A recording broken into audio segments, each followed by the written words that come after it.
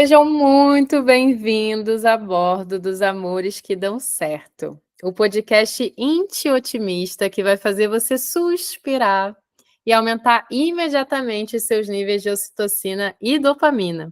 Esse podcast é uma criação de Carolina Turboli, mentora de relacionamentos e militante da Conchinha, e faz parte da Escola Viva, que acredita que o amor é a força viva mais poderosa e revolucionária desse planeta. E hoje nós vamos trazer a Maíra Barata, criadora da metodologia Deusa Dança, de dança e sexualidade sagrada, mãe, pesquisadora de gênero e de união alquímica, e que hoje ela vai contar para a gente como que a história de amor que ela está vivendo hoje é fruto de um trabalho, de uma construção que aconteceu no seu casamento anterior, que durou 14 anos. Seja bem-vinda, Maíra. Conta pra gente como é que isso aconteceu. Oi, Carol, obrigada pelo convite, uma honra estar aqui, uma alegria. Bom, primeiro que o nome, né, desse podcast me chamou bastante atenção, Amores que Dão Certo, e me levou imediatamente a pensar no oposto, né, dos que amores que não dão certo, que amores dão errado, e é possível o amor dar errado? Né, quando a gente pensa no amor realmente na sua síntese, né, na sua raiz, assim, e aí me veio de imediato a história, a construção, né, do amor, a construção das relações ao longo da minha vida, e que para eu poder falar de um amor que está dando certo, né, eu acho que a gente não tem essa garantia nunca, porque amar é um verbo, né, amar é algo que está em exercício constante. Eu precisava falar um pouco da construção desse amor, né? Que não é nem sobre o outro, né? É a nossa capacidade de desenvolver o amor, de se relacionar com o amor, para aí sim colocar em prática numa relação. E eu acho que boa parte da minha capacidade de construir relações e de viver uma relação legal hoje na minha vida vem dessa escola profunda que eu vivi num casamento, e acho que eu poderia dizer de todo o fio condutor de relações, né? Não só desse casamento, mas eu sinto que todas as pessoas que a gente se relaciona ao longo da vida, elas são um fio condutor e construtor da nossa capacidade de amar. Então, para mim, sempre ficou muito sem sentido, muito sem nexo, ver pessoas desmerecendo o antigo amor, sabe? Esse lugar de quando a gente encontra, né, um afeto, quando a gente vive um amor, quando a gente vive um encantamento, um apaixonamento, é tudo muito lindo, muito glorioso, muito mágico, fantasias. E quando esse amor vai para outros caminhos, desanda, por assim dizer, eu vejo muito como as pessoas condenam aquele amor, né? Como se fosse um erro, como se ali tivesse sido um equívoco. E eu vejo que o amor é realmente uma construção, e cada um dos elementos são fundamentais, porque, na verdade, a gente está aprendendo, por meio dessas relações, o que é amar, né? O que é o amor. Então, meu vontade de partilhar e meu convite é que a gente realmente, para poder viver o amor em mais próximo de sua plenitude, é a nossa capacidade de honrar as histórias que antecederam o ponto que a gente está agora, né? E eu sei que para muitas pessoas isso é um grande desafio, né? E eu tive uma relação muito importante na minha vida, que é com quem eu tive uma filha, um amor que começou muito cedo, né? Eu tinha 18 anos quando a gente começou essa relação, e um amor muito com muitas projeções, né? Porque uma menina de 18 anos, nessa construção toda, né, cultural do que é o papel de um homem na vida de uma mulher, né? O quanto se idealiza isso, o quanto se objetifica isso. E nesse contexto, né, conheço essa pessoa e vivo com ela até os meus 32 anos. Então, toda essa maturação, né, de saída da adolescente, uma jovem, até a vida adulta, até a transformação da maternidade, eu vivo ao lado desse homem. E, então, é uma grande escola, né? Foi uma grandiosa escola. E como todas as separações, foi um processo de muita ruptura, né? De muita quebra de estruturações daquela idealização de amor, de família, né? A gente fez todo o roteiro, assim, do que né, a família feliz, assim. Então, de conseguir comprar primeiro apartamento juntos, fazer, né, um financiamento, suar para pagar o financiamento, comprar a primeira casinha e fazer uma festa de casamento, juntar as famílias, adotar um cachorro e ter um filho. E quando a gente estava ali no auge daquelas conquistas todas, que é o roteiro, né, do amor perfeito, assim, com uma filha pequena, né, chegada ao mundo, a gente se deparou com um momento de separação, que era completamente contrário ao plano que a gente tinha desenhado, né? E foi um momento de muita ruptura, né? De me deparar com a sensação de ter fracassado no amor, né? De ter fracassado na família e acessar muitas dores, né? Nesse espaço. Então, foi todo um período de transmutação, né? Dessa história de transformar um amor romântico, de um amor, né, idealizado, para uma transcendência mesmo de amor, né? E eu sinto que o fato da gente ter uma filha juntos ampliou muito essa capacidade, porque pudemos tirar um pouco mais, né, o ego aí ferido de jogo, para como é que a gente articula essa relação que tem tanta história, tem tanta memória, tem tanta construção, como é que a gente articula para poder seguir sendo pai e mãe, poder seguir sendo parceiros, né, nessa construção e legitimando o desejo de seguir sendo amigos, né, se acompanhando nessa vida.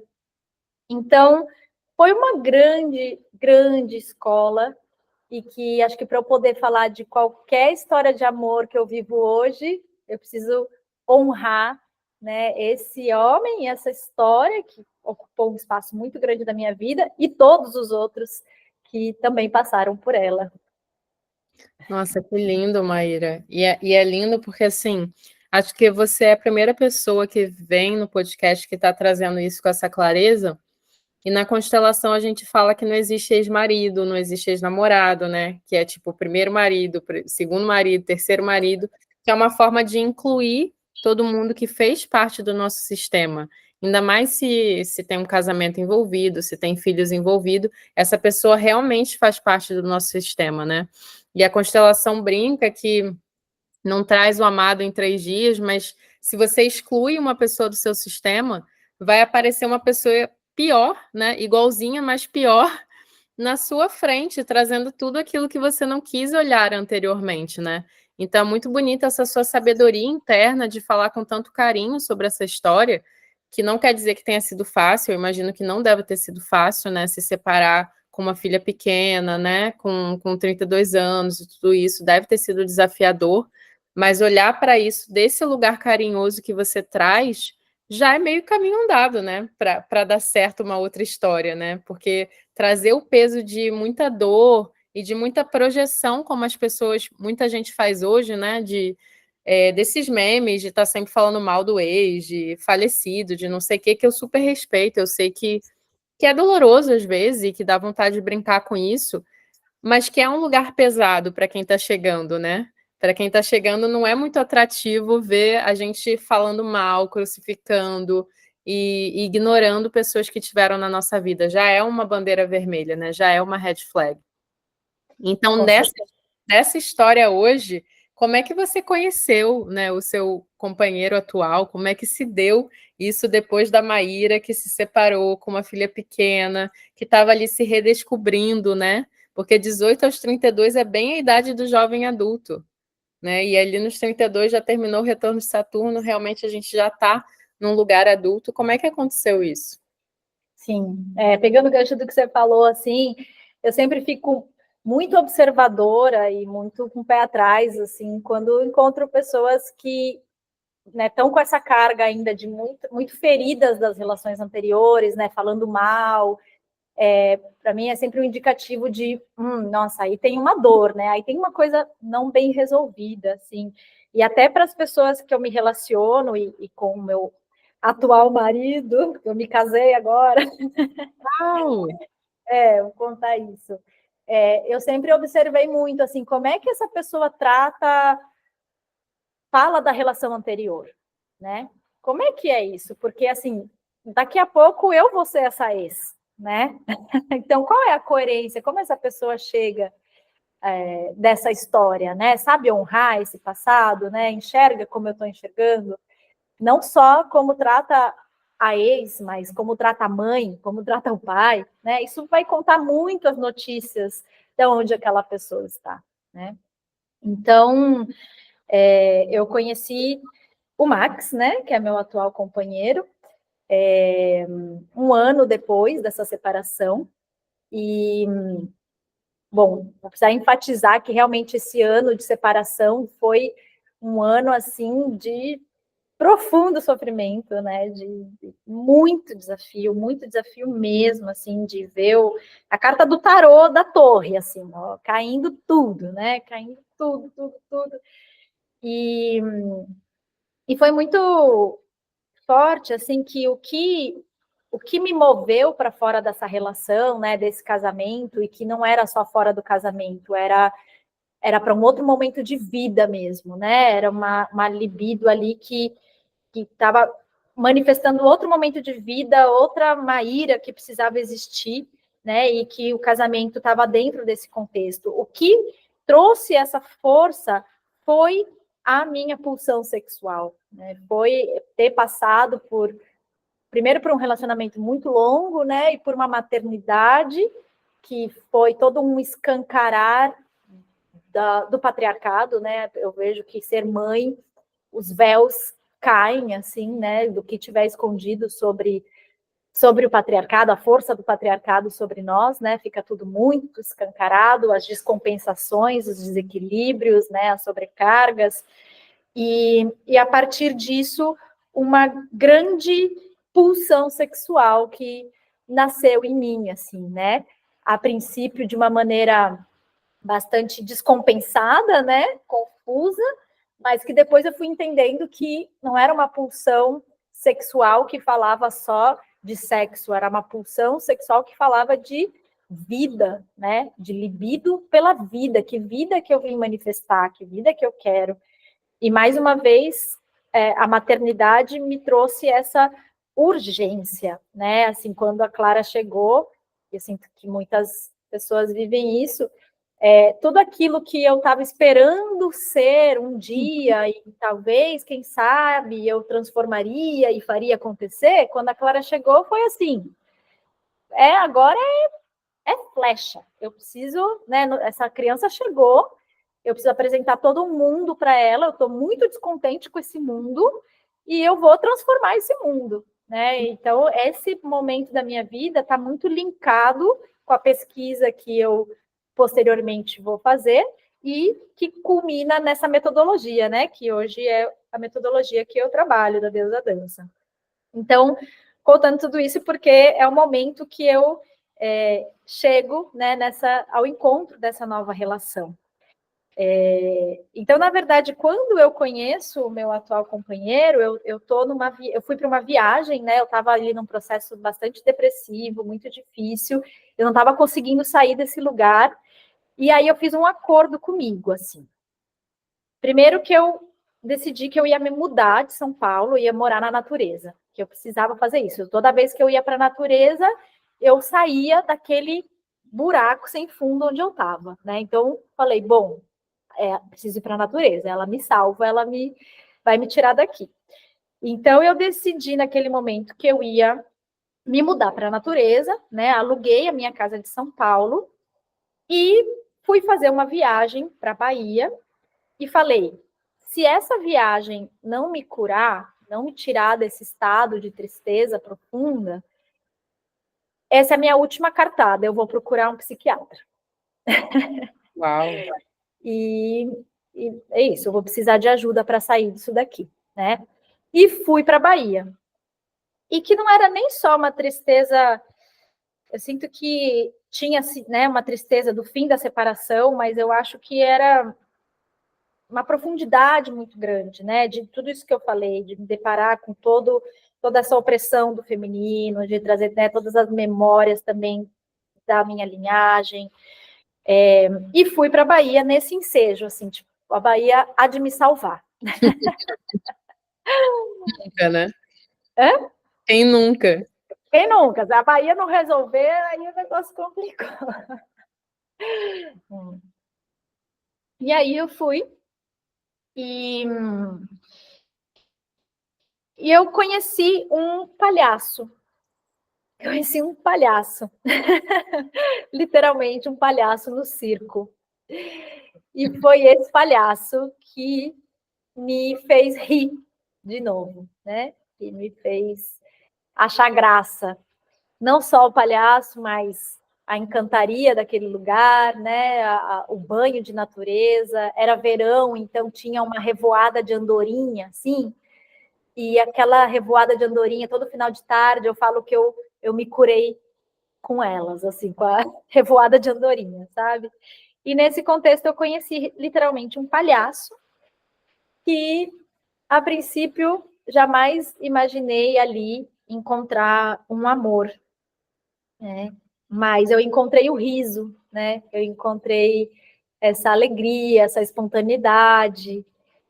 E foi assim que Max chega na minha vida, né? Então eu tô aí saindo de um ano de separação, e aí a gente se conecta, né? Se atrai, mas eu estava muito indisponível para uma relação, né? Imagina, 14 anos juntos, toda essa fase da vida, né? Eu não tinha conhecido muita coisa. E a gente conversando, fala, né, um para o outro, o que é uma prioridade para você numa relação? E aí ele fala, para mim é a minha família. E eu falo, para mim é a minha liberdade. E a gente começa essa relação a partir dessas duas prioridades, né? Então, eu sinto que o caminho dessa relação com o Max é descobrir como ser família em liberdade. É um valor para a gente, né? Família, não podemos duelar muito com isso, é um valor, é algo que nos constitui, que nos faz sentido, que nos alicerça, mas os dois querem muito a liberdade. E como a gente pode ser família em liberdade? Uau! É isso. Acho que é os dois grandes sonhos que a gente tem, né? Que é de ter esse ninho e de ter liberdade. Muita gente acha que tem que escolher entre essas duas coisas, né? E aí como é que fala? Enfim, toda a cultura, né, as normas sociais, assim, nos levam para esse caminho de escolha, né, como se uma coisa não pudesse ser possível com a outra, e realmente, para existir ambas, exige uma profunda desconstrução, né. E como eu tinha vivido uma família brasileira, assim, com tudo que tem direito, eu achei por muito tempo que eu não queria uma família, né, eu fiquei muito resistente, e aí eu falo que eu botei minha liberdade num pedestal, falar aqui ninguém mexe, aqui ninguém me tira, né, decretei esse lugar também de uma necessidade de uma experiência não monogâmica, porque eu precisava viver muitas coisas que eu não tinha vivido, né? E foi todo um reconhecimento, entender que, cara, putz, assim, família é uma coisa que eu me situo bem dentro de uma família, eu gosto de construir isso, eu gosto da dinâmica cotidiana, sabe? Eu tenho uma filha, né? Isso acho que marca muito a minha identidade também e a necessidade, né, desse ninho familiar, assim, porque estou criando uma criança no mundo e eu acho que faz Tem muitas questões sobre a família nuclear, muitas infinitas, mas eu acho que tem uma inteligência aí também, sabe, da gente, né, unir forças, principalmente quando tem crianças envolvidas, né? E é uma desconstrução enorme, assim, porque realmente os códigos sociais, né, colocam a família num lugar de aprisionamento e que não cabe viver certas experiências, né, não cabem certas investigações, e é aí que a gente está. E parece uma coisa meio punitiva, né? Essa coisa de não poder trazer o desejo para dentro da relação, como a gente estava falando antes, porque é meio que assim, se você quer estar solteiro, você não pode ter date de conchinha e filme, porque isso é coisa de namorado. Então você tem que namorar para poder ter essa noite de filme e de conchinha, que eu acho um absurdo, assim, por que que a gente não pode ter date de conchinha? E por outro lado, se você está numa relação e de repente vem um desejo que é muito importante para você de ser vivido, todo mundo te diz: não, você tem que terminar a sua relação para poder viver isso. Não dá para ter as duas coisas. Então parece que você sempre está sendo punido, seja pelo desejo de ninho, seja pelo desejo do desejo. Como é que vocês têm lidado com isso? E uma pergunta que eu acho que para você é muito coerente para a gente que trabalha com a sexualidade desse lugar energético também, como é que você lida com essas novas energias dentro da sua relação, ou como que você escolhe, né? Como que você seleciona, como uma membrana faz, né? Como a célula faz, como é que você seleciona o que entra, seja no seu espaço pessoal, seja no espaço da sua família, como é que vocês, nessa construção, têm lidado com isso? Uhum. Então, mais uma vez, essa pesquisa tem um gancho ali, né, no meu casamento, ela começa no meu casamento anterior, que foi justamente um divisor de águas ali, foi quando essa pulsão, né, esse desejo para fora do casamento apareceu, e a gente não tinha nenhuma estrutura emocional para lidar com isso, assim, né? Então, não foi o único fator, mas foi um fator que fez aquela casa cair, né? Então, quando eu chego nessa relação nova, eu chego com isso muito decretado, assim, eu estou numa pesquisa da minha liberdade sexual e eu preciso fazer essa investigação, né? E eu acho que realmente a gente é só vivendo, né, Carol? É só vivendo, não dá para ficar no campo das palavras, das ideias, a gente precisa viver. Então, a gente estou há 6 anos nessa relação, né? E por 3 anos eu vivi uma outra relação dentro dessa relação. E, e lidando, né, encontrando com muitas faces do que é o exercício dessa sexualidade livre, né? O quanto ela é livre, o quanto ela, na verdade, não é nada livre, né? Porque eu fui descobrindo também, e observando o que é uma pulsão genuína, o que é algo que é um caminho que o meu coração me leva, né? Um afeto que me nutre, que me faz sentido, mas também o que é o vazio, o que é a carência, o que é não saber encontrar a minha solitude, mesmo dentro de uma relação, né? Então, foi uma vasta pesquisa, e eu sinto que eu precisava ter, para me entregar a essa relação, eu precisava ter a certeza de que os meus desejos seriam respeitados, né? Seriam vistos como legítimos, assim. E que desejar para fora da minha relação não precisaria ser um marco, né, de um fim, que poderia ser compatível com a existência da relação. Eu precisava muito confirmar isso dentro de mim para poder me entregar a essa relação, né? E o meu parceiro foi muito firmeza, né? Porque segurou também minha mão em muitos momentos que, com certeza, gerava nele também, né? Muita instabilidade, muita ameaça, muita insegurança. E ele pôde, né, bancar isso ao meu lado, que é algo que me fez assim, honrá-lo muito, né? Conseguir sustentar uma relação enquanto eu pesquisava, né, todas essas nuances, assim. E vivi os dois lados da moeda, né? De tanto eu experienciar outras coisas, quanto ver meu companheiro também experienciando outras relações concomitantes à nossa. Com certeza é muito mais fácil habitar a face da moeda em que você que está né, explorando seus desejos, porque aí os argumentos são, nossa, óbvios.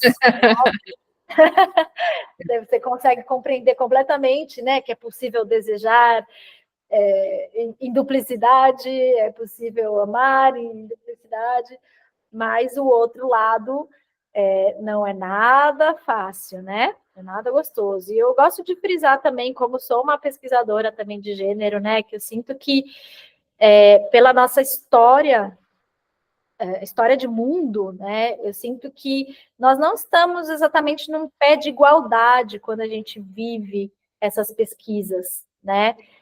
A minha sensação quando eu estava bancando e sustentando a minha pulsão sexual é que eu estava fazendo algo muito inédito e eu estava quebrando muitas coisas da minha ancestralidade, né? Muita repressão das mulheres, da minha linhagem e tudo mais. Então, o que eu estava assim fazendo um trabalho muito grandioso.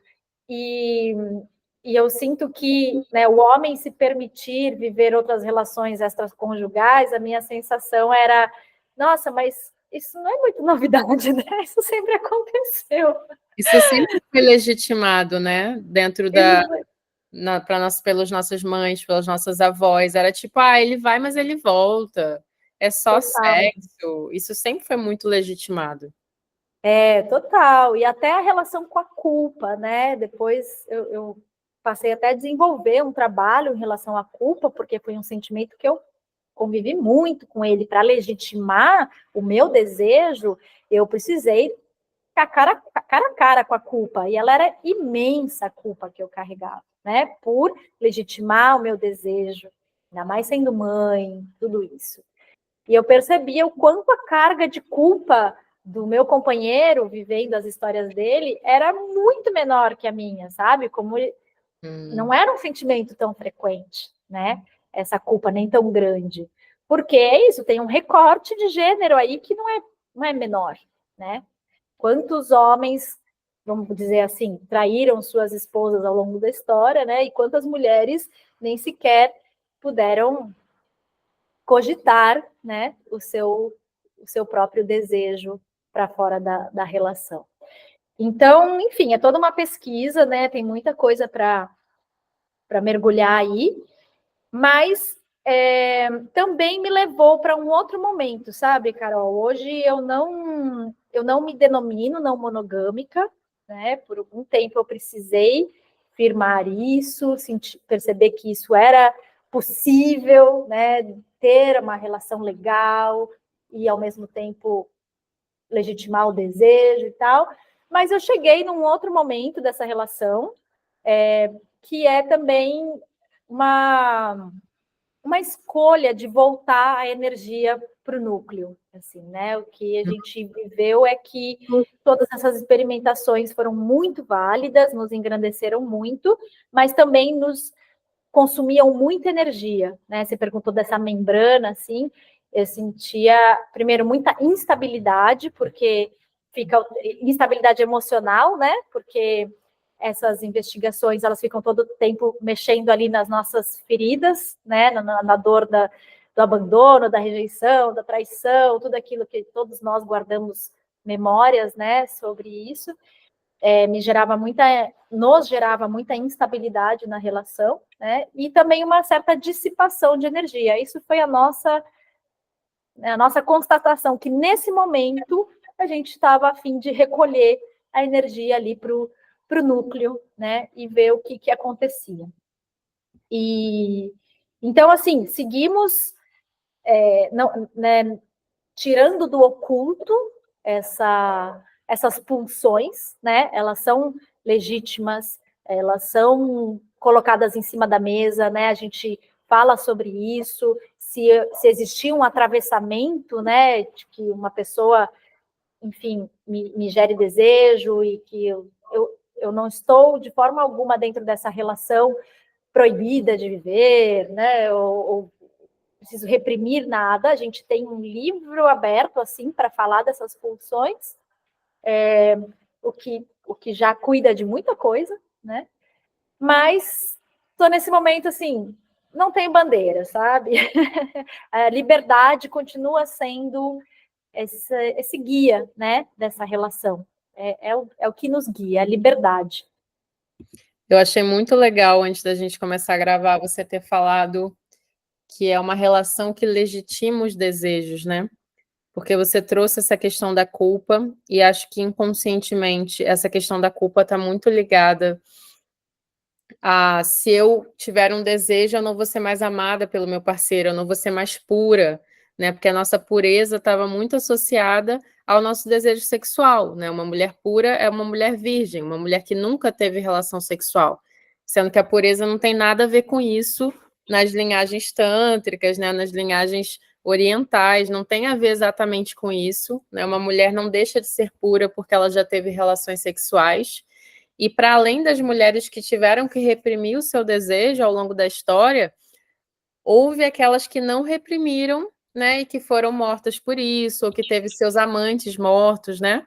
A gente tem que lembrar que na legislação brasileira, até, sei lá, na década de 80, o crime passional era legitimado, né? Então, a gente está falando de não 100 anos atrás, a gente está falando de uma geração atrás. É muito recente, né, lidar com essa culpa.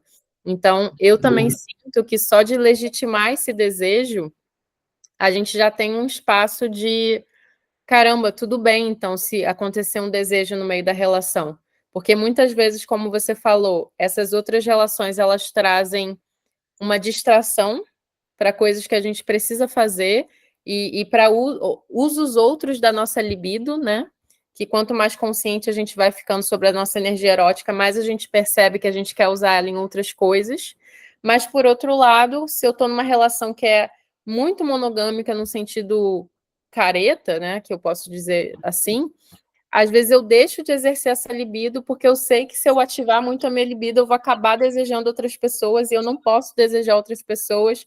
Então, eu também estou nessa pesquisa, né, desse caminho, porque para mim não faz sentido ter outras relações por conta desse uso da libido, mas por outro lado não faz sentido achar que o desejo é um indicativo do final de uma relação, né, como você disse. O desejo é um indicativo de que tem vida dentro de mim, né? É um convite para alguma coisa. E que não necessariamente, eu não sei se você também sente isso, imagina que, sei lá, eu me apaixono pela Maíra, eu sinto essa paixão, eu sinto essa pulsão de desejo, e não necessariamente eu preciso fazer sexo com alguém que eu estou apaixonada. Eu posso canalizar isso para uma outra coisa, como a gente está fazendo agora, gravando um podcast, passeando, fazendo um projeto, escrevendo uma música, né? Dando um workshop. Às vezes esse chamado do desejo é um convite para algo que está muito para além do sexo e que a gente acha que precisa passar pelo sexo, né? Mas eu posso me alquimizar com aquele ser de uma outra maneira, né? Pelo menos para mim isso tem feito muito sentido. Muito, Carol, é muito isso também que eu tenho constatado. Eu sinto que ultrapassar essa membrana, né? Ultrapassar essa barreira do proibido, do oculto, que significa, né, botar na mesa da relação o desejo, né? E no nosso caso, viver mesmo, né? Na carne, as experiências, foi muito sanador, sabe? Eu sinto que os casais, em algum momento, precisam chegar, né, na ruptura dessa membrana, que não necessariamente significa o exercício, né, dessas pulsões no sentido prático, mas é o colocar na mesa, né? Por quê? A partir disso, abre um laboratório tão rico, sabe? Agora mesmo, eu estava tendo uma conversa recentemente com o meu companheiro, porque eu ganho um aliado, sabe? Antes, ao invés de ter, né, alguém com quem eu tenho que esconder, né, minha pulsão, as coisas que se passam no lugar mais íntimo, assim, que às vezes não é tão fácil de ser elaborado, eu ganho um aliado de alguém que está se pesquisando no mesmo caminho, né? Então, agora há pouco a gente estava tendo uma conversa e eu falava para ele, nossa, me aconteceu algo, né? Eu me senti muito atraída pelo companheiro de uma amiga nossa, né? E eu fiquei ali observando esse desejo, né? O que era esse encantamento, o que eu precisava fazer com ele, né? Eu queria vivê-lo, o que isso ia reverberar, né, dentro do nosso círculo, dentro da nossa relação, dentro do nosso campo de amigos. Então, vira um estudo, né? E a gente acaba percebendo que muitas das nossas pulsões para fora, né, dessas atrações, desses desejos, dessas aproximações, a grande maioria delas não precisa ir pela via do sexual. A grande maioria delas está revelando coisas assim, nossa, que tem tantas possibilidades, sabe? E então vira um laboratório muito rico, né? E você poder conversar isso dentro de uma relação é maravilhoso. Eu falo que é muito louco que a gente tenha tanta intimidade, né, de um ato sexual, que é algo tão íntimo, né? Eu acho que a sexualidade ela é o auge da vulnerabilidade, né? Só por envolver a nudez, para envolver o prazer, é o auge da vulnerabilidade. E ao mesmo tempo que dentro das relações a gente vive tanta vulnerabilidade, a gente não tem a vulnerabilidade das emoções. É o que você falou. Né, deitar a gente pode transar de tudo que é jeito, ponta cabeça, anal, vai aqui, vai lá, mas fazer conchinha já é demais, né? Então a gente consegue muito íntimo no que tange o sexo e muito raso no que tange as emoções. Então, eu acho que poder gozar de uma relação onde todo esse campo é material de estudo não, é um banquete para a relação, sabe? E a gente escolher o que quer fazer com as pulsões, né? Porque eu já não sou mais escravo disso, eu não preciso agir pela repressão. Então, né, tem que fazer escondido, ou eu tenho que guardar esse desejo. Não, tá tudo legitimado, posso viver isso. Só que eu entendo que tem consequências. Sim, tem consequências. Eu posso viver todas essas pulsões aqui, vão gerar certas consequências, né? Eu tô afim, quero bancar isso, é mais forte do que as consequências, tá bom. Pô, não, quero estudar, o que isso daqui me ensina, o que isso aqui fala sobre mim, o que isso aqui me revela, né? E essa é muito a pesquisa da sexualidade que a deusa dança traz, porque é pegar a pulsão sexual que está hoje muito atrelada a sexo, né? Você fala em sexualidade, a maioria das pessoas pensa que é sexo. E entender que, na verdade, sexualidade é pulsão vital, né? É vitalidade, é vida. O que você falou, o desejo é indicador de vida.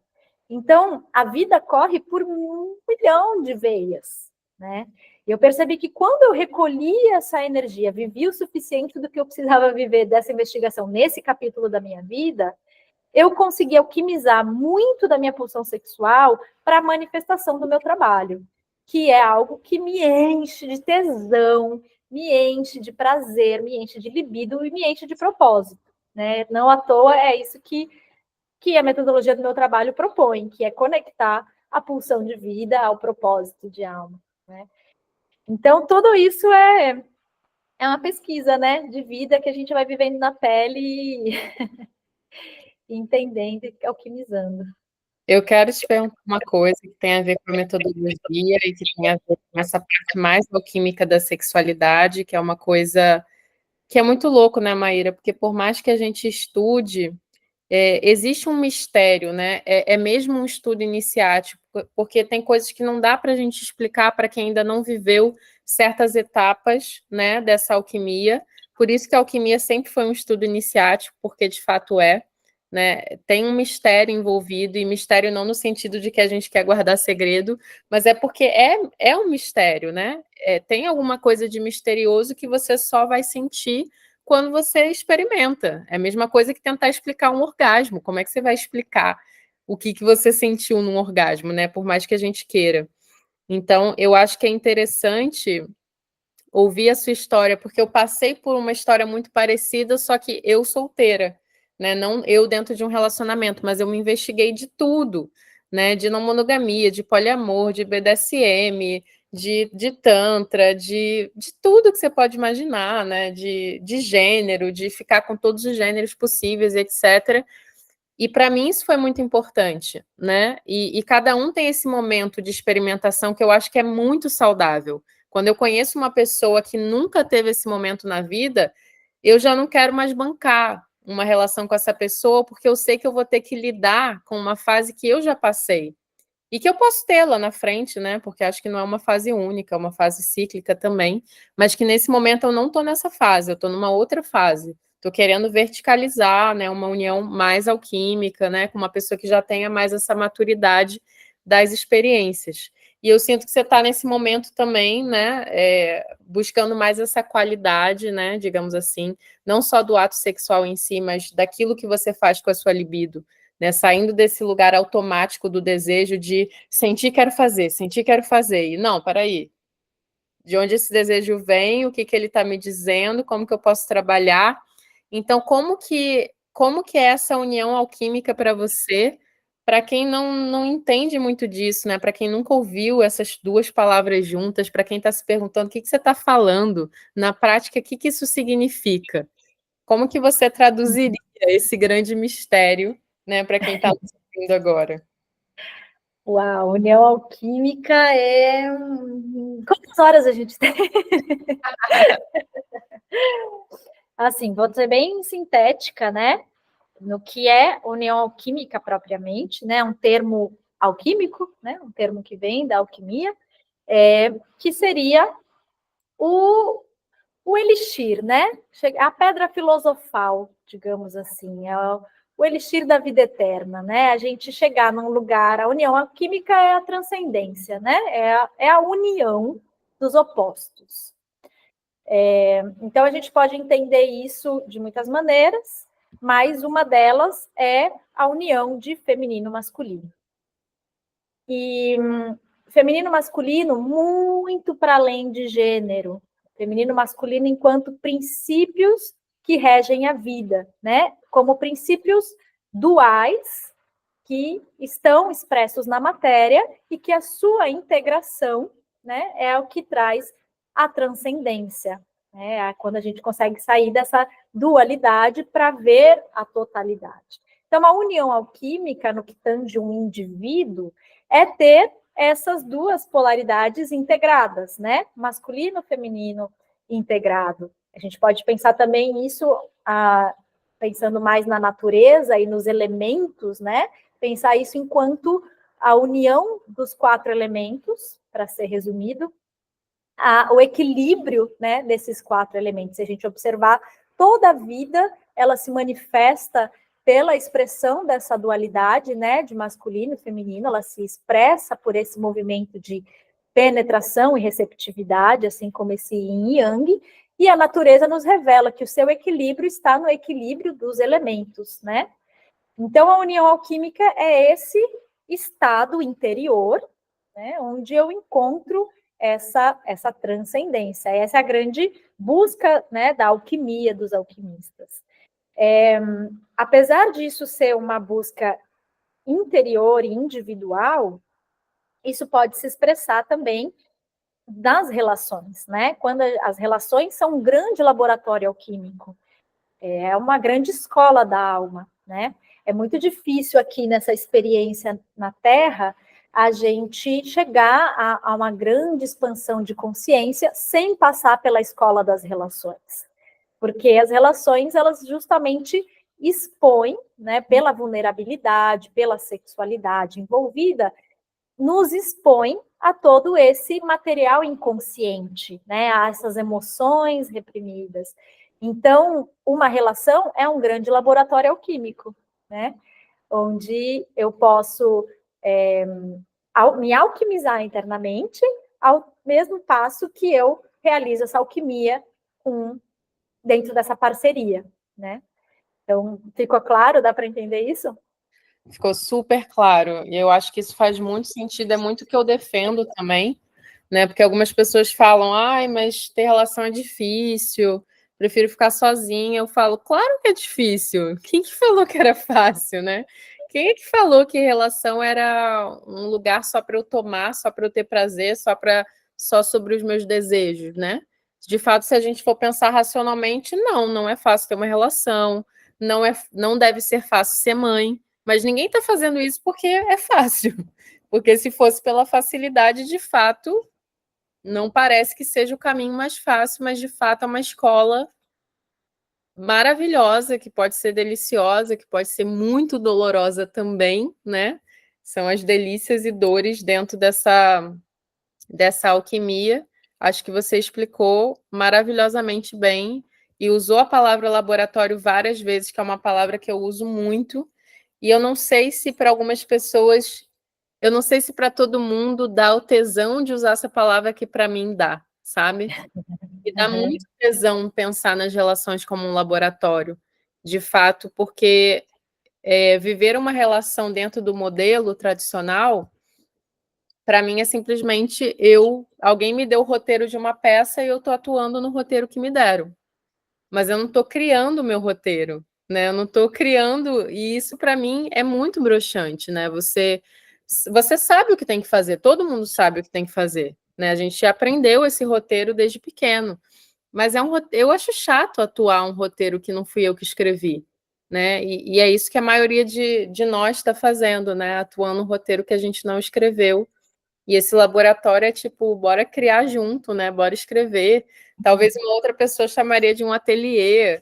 Pode ser um ateliê, um laboratório, sei lá, alguma coisa que é sagrado, mas que tem esse gosto da descoberta, né? Exatamente. E eu acho muito assim transcendental quando a gente entende que mesmo dentro de uma relação, no final das contas, é sobre nós, né? É sobre o indivíduo, assim. A gente está aqui nessa jornada encarnatória, experimentando essa individuação, né? Essa jornada de individuação, experimentando essa individualidade. E entender a relação como esse laboratório é entender que o outro está, né, ali nessa parceria como uma possibilidade de eu me desenvolver a partir daquilo. Né? Ele está me dando material de estudo, ele está me dando prima matéria. Né? E eu acho que isso nos ajuda a sair muito das fusões e das projeções dentro da relação. Né? Que é muito fácil cair aí, eu não vou dizer que eu estou livre disso, vira e mexe, eu estou ali misturadíssima e preciso, né, fazer os cortes para relembrar que, no final das contas, é sobre o meu processo evolutivo, né? É sobre a iluminação, né, da minha consciência e quanto essa chance de entrar em laboratório com uma outra pessoa que me revela tantas faces de mim mesma, o quanto essa chance me possibilita investigar a mim mesma, né? Me possibilita pesquisar toda esse conteúdo, esse material oculto, né? Que a gente não sabe sobre nós mesmos. A necessidade da relação é essa, é a gente conhecer aspectos que nós não conhecemos de nós mesmos, né? É o outro que me conta isso. E Jung explicou isso muito bem, né? O outro é a projeção do meu inconsciente. Então, eu estou vendo num espelho o que eu não consigo ver sozinha, né? E eu acho que a gente transformar as nossas relações nesse olhar de, cara, a gente está aqui um apoiando o outro a revelar a lapidar o nosso diamante, né? A chegar na nossa pedra filosofal, um está ajudando o outro, ajuda demais a gente sair das projeções e das fusões, né? Porque não é mais sobre o outro, é o que o outro faz por mim, o que o outro, né, me ajuda a ver em mim mesma. Uau, tô aqui, gente, já deixa o like aí, porque isso que a Maíra falou agora é algo assim para a gente ficar pensando todo dia, né? Será que eu estou em fusão? Será que eu estou em projeção? Ou será que eu estou num caminho alquímico? Né? Eu estou conseguindo pegar isso não só aqui dentro da relação, né? Mas com meu chefe, com a minha amiga, com meu colega, né? Porque todas essas relações nos dão esse material também. A relação amorosa é muito mais, né? Por 1 milhão de fatores, assim.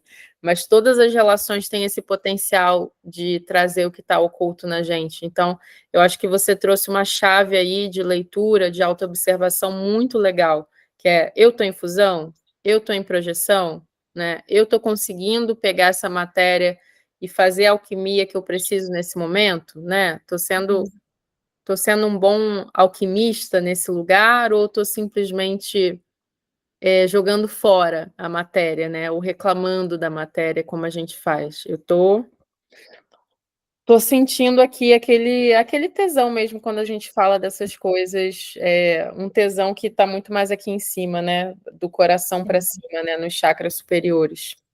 Sim. Então, assim, Maíra, caminhando já para o encerramento desse episódio, assim, que eu queria que durasse muito tempo e que eu espero que tenha outro, eu queria que você trouxesse alguma coisa assim. Ó, essa chave, na verdade, já poderia ser isso, mas assim, alguma ferramenta prática para dar para as pessoas que estão nos ouvindo agora, que você acha que sirva no dia a dia, nesses momentos onde a gente está encalacrelada ali, misturada, emaranhada nas nossas relações, ou de repente para quem quer encontrar uma relação assim, né? Porque pode ter muita gente que está te ouvindo agora e falando: nossa, eu quero viver isso que a Maíra está vivendo, eu quero encontrar um parceiro assim também, né? Então, o que você poderia dizer para quem está nos ouvindo agora? Tem um dado, né, da neurociência que diz que a gente atua com 5% do nosso consciente e 95% do nosso inconsciente. Isso é mais ou menos o estágio que a humanidade está, assim, né, da sua consciência. Ou seja, 95% de tudo que a gente deseja, de tudo que a gente, né, busca, quer, faz, fala, está inconsciente, está sendo regulado por algo que está oculto em nós, né? Então, esse lugar dos nossos desejos e das nossas aversões está sendo completamente comandado pelo nosso inconsciente.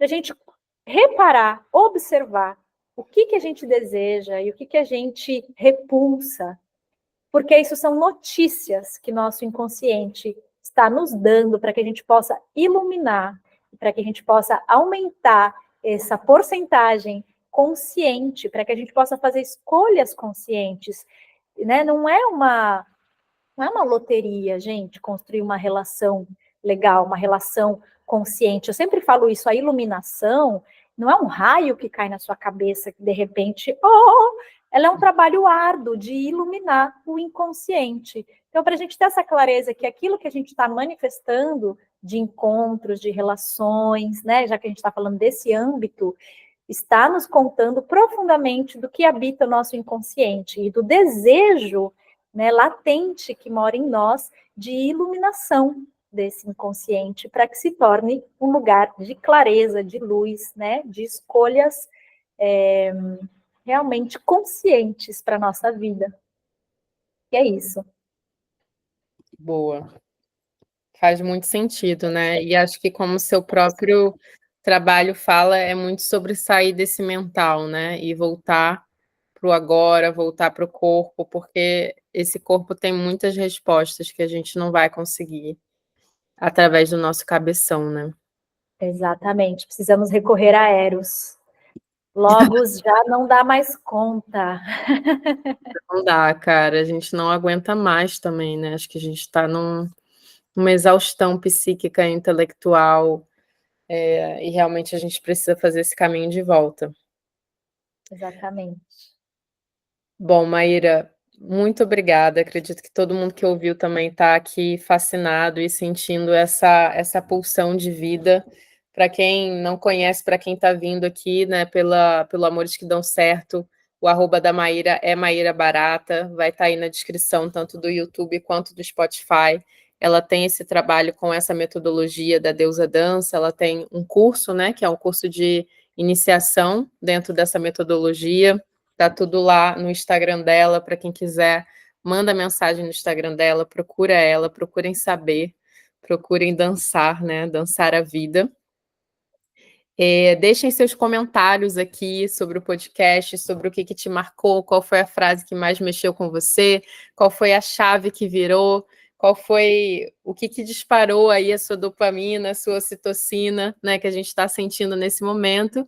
E muito obrigada por ter assistido o 9º episódio dos Amores que Dão Certo, que tem episódios quinzenais, toda lua nova e toda lua cheia, no YouTube e no Spotify. Compartilha com seus amigos, comenta, deixa aqui o seu like para que a gente possa continuar com esse trabalho e continuar trazendo mais amores que dão certo para o nosso canal e que venham muito mais amores com muita abundância para nós. Até o próximo episódio.